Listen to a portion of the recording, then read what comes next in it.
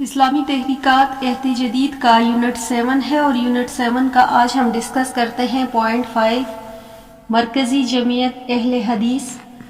سب سے پہلے تو ہم اس کے پس منظر اور آغاز کی بات کرتے ہیں کہ برصغیر میں 20ویں صدی عیسوی کا آغاز تنظیمات تحریکات اور جماعتوں کا دور تصور کیا جاتا ہے، جب انگریزوں نے ہندوستان کے تمام وسائل اور ملکی نظم و نسق پر پوری طرح تسلط حاصل کر لیا تو ملک کے مختلف طبقوں سیاسی گروہوں سے اپنا تشخص قائم کرنے اور سیاسی معاشی مقاصد کے حصول کے لیے ملک میں مختلف ناموں سے اپنی تنظیمیں قائم کرنا شروع کر دی تاکہ اجتماعی طور پر ان کی آواز مؤثر ثابت ہو سکے۔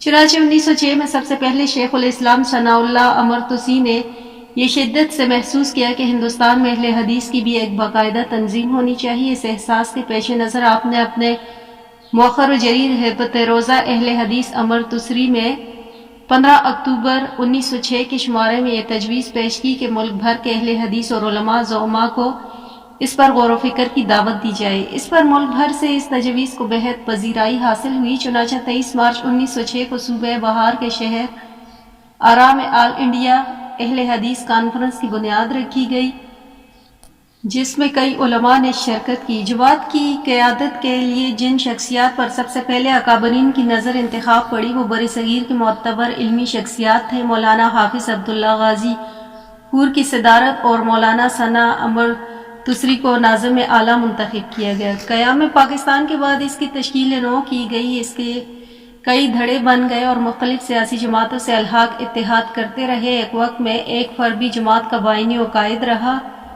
موجودہ مرکزی جمعیت اہل حدیث کی قیادت کا انتخاب 7 نومبر 1997 کو ہوا اور پروفیسر ساجد میر کو امیر میاں محمد جمیل کے سیکرٹری منتخب کیا گیا۔ دیگر دینی جماعتوں کی جمعیت اہل حدیث کی پاکستان میں کتاب و سنت کے نظام کو نہ صرف علمبردار بلکہ ان کی بالادستی کے لیے کوشاں ہے۔ یہی وجہ ہے کہ جماعت کے اکابرین نے علماء اکرام کے متفقہ اسلامی دستور کا خاکہ پیش کرنے میں شامل رہے۔ مرکزی جمعیت اہل حدیث نظریہ پاکستان پر مکمل یقین رکھتی ہے اور اس کے نزدیک نظریہ پاکستان کا مفہوم یہ ہے: نمبر 1 تو ہے کہ دو قومی نظریے کو ماننا جس کی بنیاد پاکستان بنائے، اور نمبر 2 ہے پاکستان میں کتاب و سنت کی بالادستی قائم کرنا۔ اس کے بعد ہم جمعیت اہل حدیث کے منشور کی بات کرتے ہیں۔ جمعیت اہل حدیث میں یہ عقیدہ رکھتی ہے کہ جماعت کا حاکم متعلق تکوینی و تشریعی طور پر اللہ تعالیٰ ہے، اس لیے اللہ کے بندوں پر یہ فرض ہے کہ وہ پوری زندگی میں اللہ تعالیٰ کی ہدایت و تعلیمات کی پابندی کریں اور اس کے برگزیدہ آخر الزمان نبی کو اپنے رہنما تسلیم کریں، اور یہ بات فیصلہ شدہ ہے کہ مملکت خداداد پاکستان کا حصول اسی عقیدے کی بنیاد پر عمل آیا ہے۔ اس لیے اس مملکت کا دستور اور براہ راست کتاب و سنت اور تعامل خلفائے راشدین کی روشنی بننا چاہیے۔ جمعیت اہل حدیث قرآن پاک اور رسول اللہ صلی اللہ علیہ وآلہ وسلم کی سنت مطہرہ پر مبنی دستور ہی کو پاکستان کی سالمیت و استحکام کا ضامن اور عوام کی تمام تر مشکلات کا حل خیال کرتی ہے۔ جمعیت اہل حدیث غیر اسلامی نظریاتی اور نسلی لسانی اور علاقائی تعصبات کا ڈٹ کر مقابلہ اپنی دینی اور اخلاقی فریضہ سمجھتی ہے۔ جمعیت اہل حدیث عام انتخابات کے ذریعے اسلامی نظریات اور جمہوری اقتدار کو فروغ دینا چاہتی ہے اور اس مقصد کے لیے مندرجہ ذیل منشور عوام کے سامنے رکھتی ہے۔ ان کے منشور کی بات کریں تو سب سے پہلے ہے نظام حکومت۔ جمعیت اہل حدیث کتاب و سنت پر مبنی معاشرے کی تشکیل کے لیے ایسے نظام حکومت کی داعی ہے جس پر حاکمیت اعلیٰ خدا اور اس کے قانون برتری حاصل ہو، اور اس کے لیے قرارداد مقاصد اور علماء کے پیش کردہ متفقہ نکات کو آئین کا عملی حصہ بنایا جائے۔ پھر دوسری اس کی ہیڈنگ ہے بنیادی حقوق۔ مملکت ایسے ہر شہری کے جان و مال آبرو کے تحفظ کا ضامن ہوگی اور ہر شخص کو تحریر و تقریر اور اجتماعی کی آزادی ہوگی۔ ہر شخص کو سماجی اور سیاسی حقوق حاصل رہیں گے۔ تاوقتیہ وہ ان حقوق کو اسلام و نظریہ پاکستان کے خلاف استعمال نہ کریں۔ اقلیتوں کو اسلام کی عطا کردہ جملہ شہری و سماجی سیاسی حقوق دیے جائیں گے۔ اس کے علاوہ منشور میں انتظامی مسائل، عدلیہ، اقتصادی پروگرام، مذہبی اخلاقی اصلاحات، تعلیمی اصلاحات اور امور خارجہ کے بارے میں تفصیلی امور درج ہیں۔ ان سب میں اسلامی فکر نمایاں ہے۔ یہ تو تھے ان کے منشور، اور اب بات کرتے ہیں ہم پھر اس کے بعد یونٹ 7 کا پوائنٹ 6 ہے تحریک جعفریہ۔ سب سے پہلے تو ہم اس کے پس منظر کی بات کرتے ہیں کہ تحریک آزادی پاکستان میں اہل تشیع کا کردار نہایت قابل تعریف اور قابل تحسین ہے۔ قیام پاکستان کے بعد اسلامی دستور اور اسلامی نظام کے نفاذ کے لیے بھی کوشاں رہے۔ اسلامی دستور کے لیے جب تمام علماء نے 22 نکات پر اتفاق کر لیا تو اس پر اہل تشیع کی طرف سے مفتی جعفر حسین اور مفتی حافظ کفایت حسین نے نمائندگی کی اور 22 نکات سے اتفاق کیا، جن میں شریعت اسلامیہ کے نفاذ اور دستور اسلامی کے بارے میں جامع معلومات دی گئیں۔ 1953 میں آل پاکستان شیعہ کنونشن کا انعقاد کیا گیا اور ادارہ تحفظ حقوق اہل تشیع کے نام سے ایک ادارے کی بنیاد رکھی گئی۔ 1964 میں آل پاکستان شیعہ علماء کانفرنس ہوئی، جس میں بعض مطالبات کی تکمیل پر زور دیا گیا۔ 1974 میں تحریک ختم نبوت میں اہل تشیع نے بڑھ چڑھ کر حصہ لیا اور قادیانیوں کے خلاف مہم اور دیگر جماعتوں کے ساتھ رہے۔ 1977 میں جب جنرل ضیاء الحق برسر اقتدار آئے تو انہوں نے اسلامی قانون کے نفاذ کا اعلان کیا۔ نظام زکوٰۃ پر اہل تشیع علماء نے اعتراضات کیے اور اس کے لیے ایک بھرپور تحریک چلائی، جس میں مطالبہ کیا گیا کہ اہل تشیع پر قانون زکوٰۃ کا اطلاق ان کی اپنی فقہ کے مطابق ہو۔ ان مطالبات کو لے کر انہوں نے تحریک کا آغاز کیا، جس کی قیادت مفتی جعفر حسین نے کی۔ ایرانی انقلاب کے تاثرات کا دور اثر شیعہ پاکستان پر ہوا اور انہوں نے بھی منظم ہونا شروع کیا اور تحریک نفاذ فقہ جعفریہ کے لیے باقاعدہ ایک منظم تحریک کی ضرورت کو محسوس کیا۔ چنانچہ اہل تشیع اپنے مطالبات کو عملی شکل دینے کے لیے 1979 میں بھکر میں کنونشن منعقد کیا اور تحریک کی بنیاد رکھی۔ مفتی جعفر حسین اس کے سربراہ منتخب ہوئے۔ مفتی جعفر حسین کی وفات کے بعد علامہ عارف حسنی کو تحریک کا قائد بنایا گیا۔ انہوں نے امامیہ آرگنائزیشن کی بنیاد رکھی اور 6 جولائی 1987 میں قرآن و سنت کانفرنس منعقد ہوئی، جس میں کھل کر یہ اعلان کیا گیا کہ تحریک نفاذ فقہ جعفریہ سیاسی عمل سے گریز کریں گے اور پاکستان میں سیاسی معاملات میں بھرپور حصہ لیں گے۔ علامہ عارف حسین کی وفات کے بعد علامہ ساجد نقوی نے تحریک کی قیادت سنبھالی۔ تحریک نفاذ فقہ جعفریہ بعد ازاں اپنے نام کو تبدیل کر لیا اور یہ تحریک جعفریہ کے نام سے موسوم کی جاتی ہے۔ اس تحریک کے اغراض و مقاصد اور اہداف کو ایک منشور ہمارے راستے کے نام سے شائع کیا گیا ہے۔ اس کے چند نکات تو یہ ہیں: نمبر 1 ہے کہ قرآن و سنت پاکستان کے آئین و قانون کا سرچشمہ ہوں گے۔ آئین کی کوئی دفعہ، کوئی قانون ہرگز خلاف قرآن و سنت نہیں ہوگا۔ ہر اسلامی مکتب فکر کے لیے قرآن و سنت کی وہی تعبیر معتبر ہوگی جو اس کے ہاں مسلم ہے۔ نمبر 2 پہ ہے کہ اسلامی نظریات کی بنیاد یہ ہے کہ اصل حاکمیت صرف اللہ تعالیٰ کی حاصل ہے اور انسان خلیفہ اللہ کی حیثیت سے عرض خدا پر تصرف کرتا ہے، وہ صرف حامل امانت کی حیثیت سے خدا کے سامنے جواب دہ ہے۔ پھر اس کے بعد نمبر 3 پہ ہے کہ اسلامی حکومت کے بنیادی اہداف یہ ہیں کہ اللہ کی زمین پر اللہ ہی کی حکومت ہو، فرد اور معاشرے کو ہر قسم کے ظلم و جبر اور استحصال سے نجات ملے۔ نمبر 4 پہ ہے کہ اسلامی نظریہ جہاد کو عام کیا جائے اور پاکستان افواج کو نظریہ جہاد کے مطابق تیار کروائی جائے۔ نمبر 5 پہ ہے کہ دستور آئینی اصلاح اور اسلام کے حوالے سے اسلامی نظریاتی کونسل اور سپریم جوڈیشنل کونسل کو زیادہ مؤثر بنایا جائے۔ اس کے علاوہ منشور میں انتظامی، عدالتی، تعلیمی، ثقافتی، قانونی اور دیگر امور کے بارے میں تفصیل اصطلاحات کی نشاندہی کی جائے۔ پھر اس کے بعد ہم بات کرتے ہیں مولانا محمد الیاس کی تحریک و تبلیغ کی۔ تو 1921 میں ہندوستان میں آریوں کی کوششوں سے جاہل دیہاتوں میں ارتدت کی آگ پھیلی اور مسلمان جو اپنے دین سے ناواقف اور خدا اور رسول سے بیگانہ تھے اس آگ کی لپیٹ میں آئے۔ اس آگ کو بجھانے کے لیے ہر طرف مسلمان اٹھ کھڑے ہوئے اور تبلیغی انجمنیں سرگرم عمل رہیں۔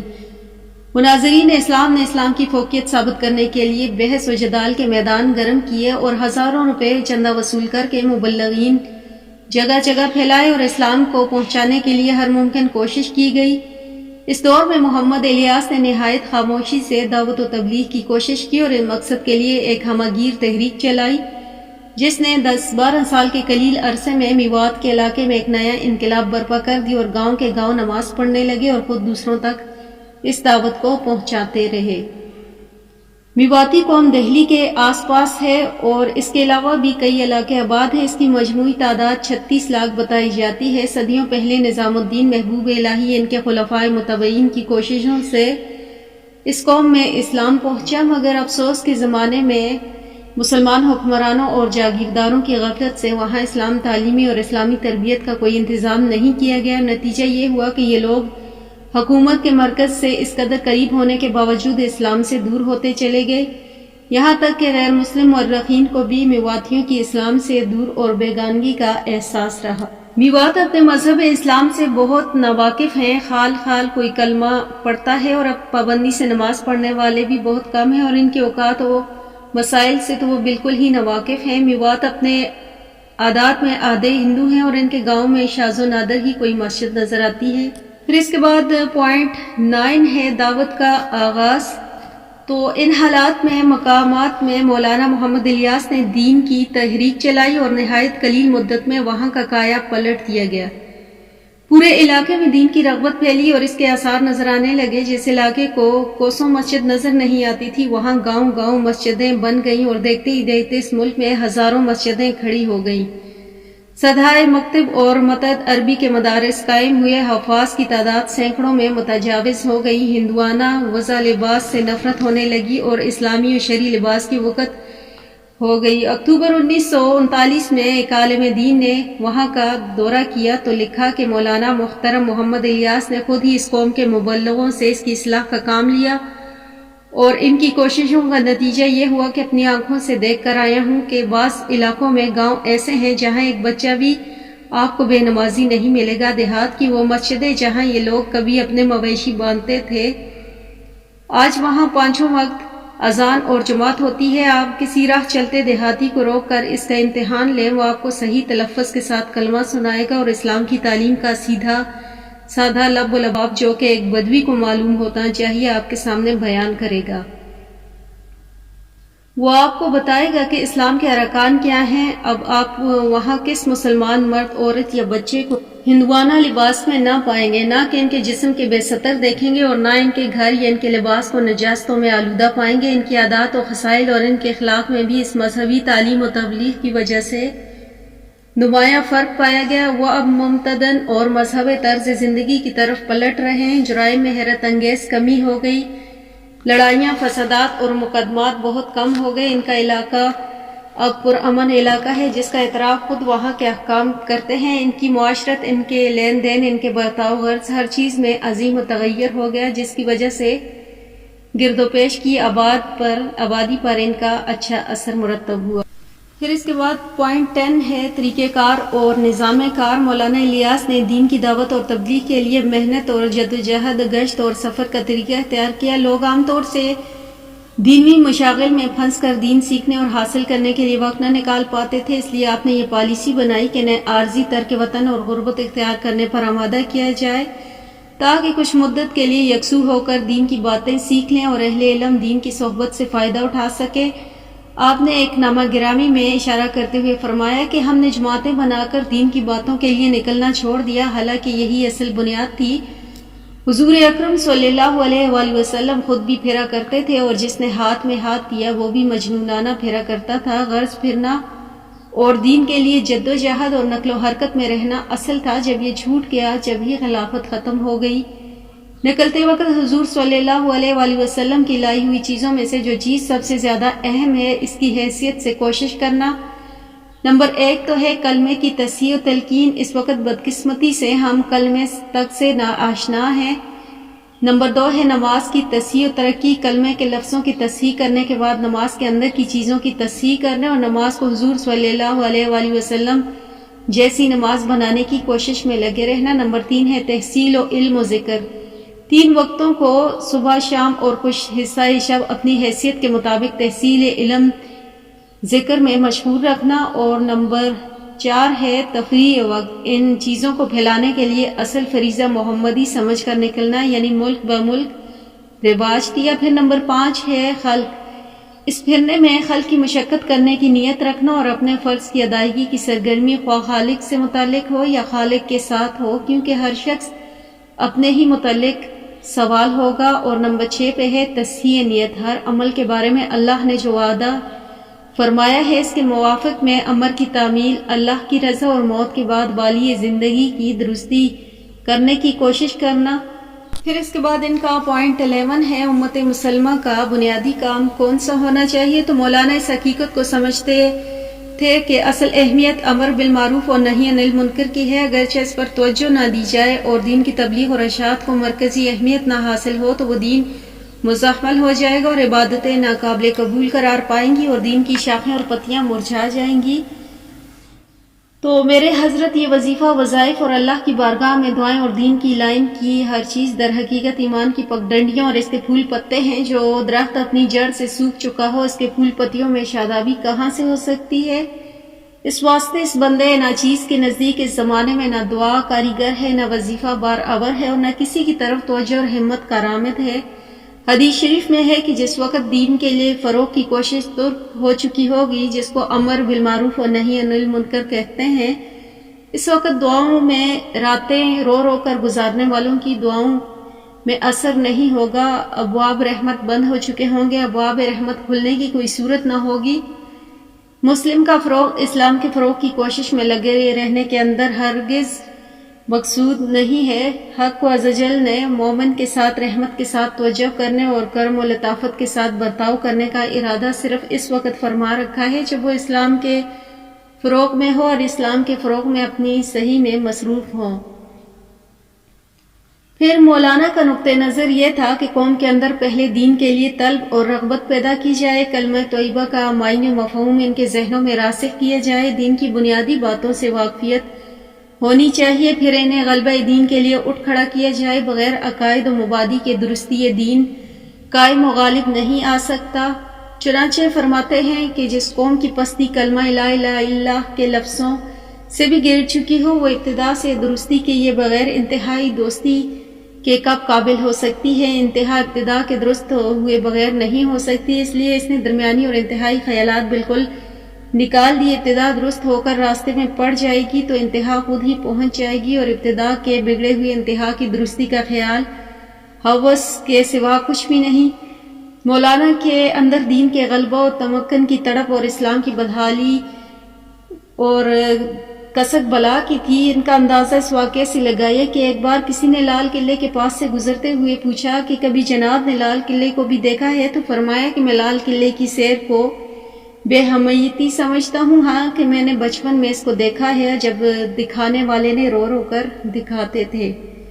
تو مولانا پر بہت گراں تھا کہ عربی زبان اور دینی علوم پر بھی مسلمان غیروں کے دست نگر، اور ان کے ماتحت مولانا نے حافظ عبداللطیف صاحب کو ایک خط میں لکھا کہ حافظ صاحب، میری بڑی غیرت آتی ہے کہ مسلمانوں کی عربیت کی جانچ کرنے والے کفار ہوں۔ انہی کے نام ایک دوسرے خط میں تحریر فرماتے ہیں کہ زیادہ زور اس امر پر دیا جائے کہ قوم اپنی پنچایتیں اور اپنے سب کاروبار اور سب فیصلے شریعت کے موافق کرنے کو ہی اسلام سمجھتے ہیں، اور نہ اسلام نہایت ناقص ہے بلکہ بسا اوقات احکام شریعہ کی بے وقتی اور بے رخی اور توہین کی بدولت اسلام جاتا رہتا ہے اور یقیناً کفر ہو جاتا ہے۔ اس سے معلوم ہوتا ہے کہ مولانا کے سامنے اسلام کے مکمل نظام کا تصور موجود تھا، اور غیر اسلامی طاغوتی عدالتوں میں فیصلہ کرانے کو سخت ناپسند کرتے تھے اور اپنے سارے معاملات اسلام کی روشنی میں طے کرنا محبوب رکھتے تھے۔ البتہ اسلام کی اقامت کو نماز کی اقامت سے شروع کیا کہ نماز کے بغیر اسلام کی اقامت بے معنی ہے، لیکن اس کا یہ مطلب نہیں کہ مولانا کے پیش نظر صرف تحریک اقامت صلوات پر تھی، بلکہ پورے دین کو قائم کرنے جدوجہد میں لگے ہوئے تھے، جس کی ابتدا کلمے کی تلقین اور نماز کی اقامت سے ہوتی تھی۔ چنانچہ ایک بار اپنے عزیز مولوی ظہیر الحسن صاحب لکھتے ہیں کہ ظہیر الحسن، میرا مدح کوئی پاتا نہیں، لوگ سمجھتے ہیں کہ یہ تحریک صلوات ہے، میں قسم کھا کے کہتا ہوں کہ یہ ہرگز تحریک صلوات نہیں۔ ایک روز بڑی حسرت سے فرمایا کہ میاں ظہیر الحسن، ایک نئی قوم پیدا کرنی چاہیے۔ مولانا کی یہی دینی حمیت، اسلام کے کامل نظام کے تصور کی حکمرانی اور شریعت اسلامیہ کو غالب دیکھنے کی تڑپ تھی کہ حکومت کی جبری تعلیم کی آپ نے سخت مخالفت کی اور علماء کو اس کی طرف متوجہ کیا کہ شدید سنگٹن کے زمانے میں تحریک ارتداد کا مقابلہ کیا اور اپنی بے پایہ کوششوں سے مسلمانوں میں اس کا رخ موڑ دیا۔